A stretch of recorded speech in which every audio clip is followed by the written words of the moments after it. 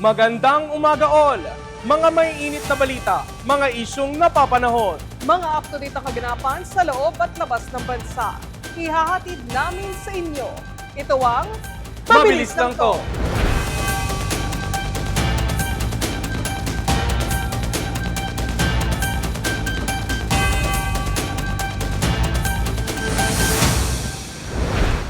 News update po muna tayo. Suspendido ang trabaho sa mga tanggapan ng pamahalaan at klase sa lahat ng antas sa Metro Manila at 22 lalawigan ngayong August 6. Alinsunod sa Memorandum Circular No. 122 na nilagdaan ni Pangulong Ferdinand Marcos Jr. Ipinatupad ang suspensyon bilang pag-iingat sa inaasahang tuloy-tuloy na malalakas na pag-ulan dulot ng Tropical Storm Maymay at ng pinalakas na Southwest Monsoon o Habagat, batay sa rekomendasyon na rin ng NDRRMC.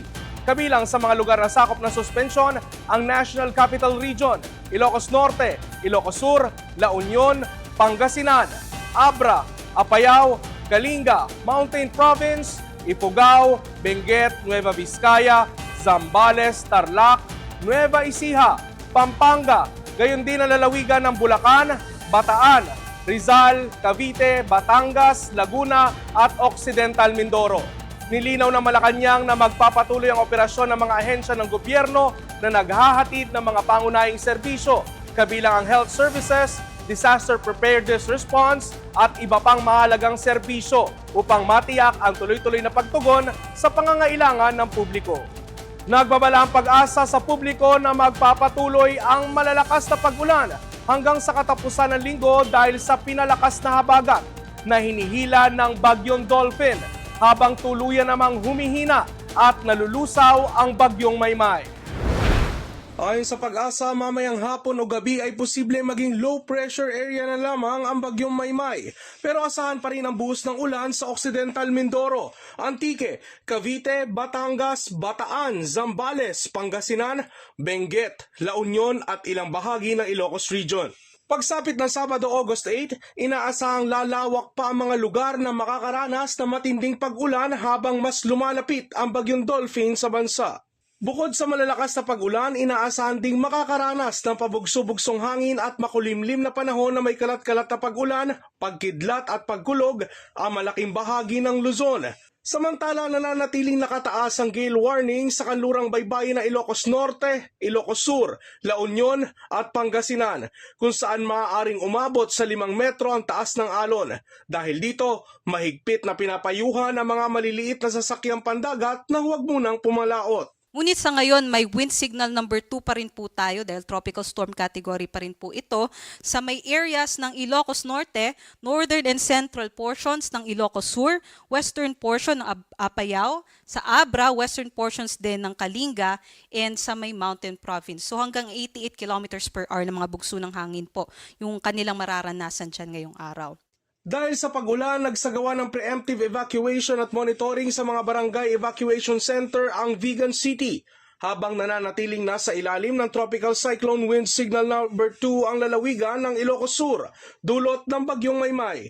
Umabot naman sa 29 na pamilya o kabuang 96 individuals ang voluntaryong lumikas sa kani-kanilang barangay evacuation center. Nasa 151 individuals naman mula sa 41 pamilya ang ligtas sa preemptive evacuation ng Philippine Coast Guard sa mga bayan ng Santa at Tagudin, Ilocos Sur.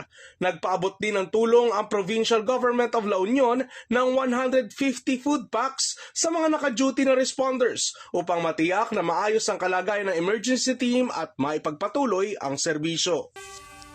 Bumagal ang pagtaas ng presyo ng mga bilihin sa bansa noong Hulyo ayon sa Philippine Statistics Authority. Pero sa kabila nito, nananatili pa ring mabigat sa bulsa ng maraming Pilipino ang mataas na presyo ng pagkain at kuryente. Ayon sa PSA, bumaba ang inflation rate sa 6.2% mula sa 6.4% noong Hunyo. Pasok naman yan sa estimate ng Bangko Sentral ng Pilipinas, pero mas mataas pa rin sa target ng pamahalaan na 2 to 4%.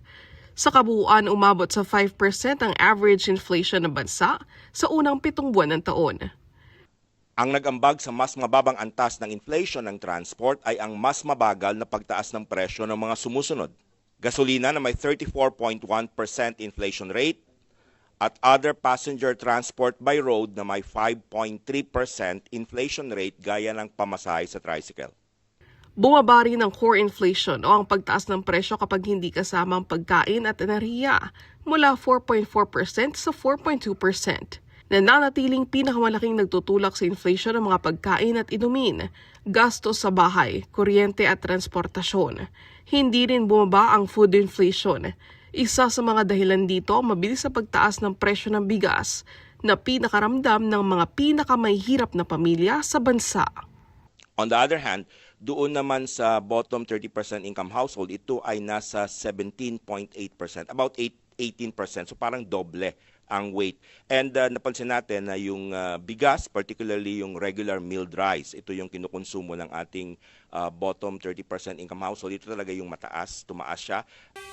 Mas lumalakas sa suporta para mapatupad ang 85 pesos na aumento sa minimum wage sa Metro Manila, kasabay ng dumaraming panawagang i-lift ang temporary restraining order sa pansamantalang huminto sa implementasyon nito. Nagpahayag na rin ang pakikiisa ang mga mamabata sa labor group sa panawagang tanggalin ang TRO na inilabas ng Pasig Regional Trial Court Branch 152 laban sa pagpapatupad ng 85 pesos wage hike sa Metro Manila. Pinakabago rito ang paglagda ng 21 senador sa isang resolusyon na naghihikayat sa hukuman agarang i-lift ang TRO. Ayon sa mga senador, umaayon sila sa posisyon ng DOLE, National Wages and Productivity Commission at Regional Tripartite Wages and Productivity Board na dapat may patupad ng wage order bilang pagtugon sa pangangailangan ng mga manggagawa. Hinikayat naman ni Akbayan Party List Representative Percival Sendanya ang House leadership na maglawas din ng kaparehong resolusyon para may pakita ang suporta ng Kongreso sa mga manggagawa, pati na ang pag-uusig ng Korte Suprema. We call on the Supreme Court. Motu proprio, pwede po kayong mag-probe. Pwede niyong imbestigahan ang mga korte at ang mga hukom na ginagamit ang kanilang posisyon para labagin ang batas pagdating po dito sa wage setting mechanism. Para naman sa kamanggagawa party list, pwedeng hindi sundin ng DOLE ang TRO ng Pasig RTC dahil illegal ito. Ipatupad ang wage order ng buo pending ng resolusyon sa korte. Pupwedeng i-defy ng Department of Labor and Employment yung temporary restraining order dahil in the first place, illegal yan, depektibo yan. Pwede niyang ipatupad ito dahil ang jurisdiction nga tungkol sa sahod ay nasa kanyang kagawaran. Kinumpirma naman ng DOLE na nakipag-ugnayan na sila sa Office of the Solicitor General para tutulan ng TRO sa korte.